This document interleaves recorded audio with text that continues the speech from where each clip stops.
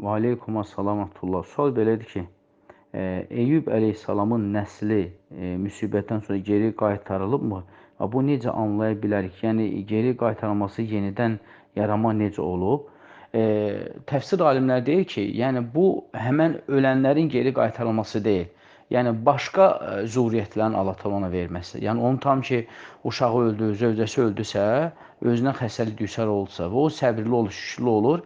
Və Allah təala onun səhhətinə də sağlamlıq verir və o yenidən evlənir və həmən itirdikləri zuriyyətləri Allah təala ona geri verir.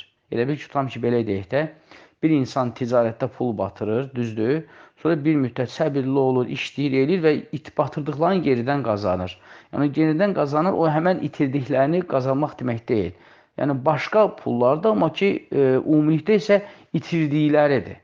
Yəni, tam ki, 100 min pul itiribsə, batırıbsa, işləyir bir neçə ildən sonra həmən 100 mini geridən qaytarır. Eləcə də insan da. Tam ki, insan evlənir və uşaqları, övladları olur, sonra zövcəsi ölür, sonra uşaqları ölür, sonra özünə xəstəlik gəlir, sonra Allah təala ona sağlamlıq verir, sonra yenidən başqa bir qadınla evlənir və 3 dənə uşağı dünyasını dəyişmişsə, bu qadın onun üçün 6-7 dənə uşaq dünyaya gətirir. Aydındır? Yəni, ayda o demək deyil ki, ölənlərin özləri geri qaytardı. Yəni, onun övladları, zuriyyətlilərini Allah təala yenidən qaytarır. Yəni, başqasını verir ona. Mənası o deməkdir Allahın izni ilə.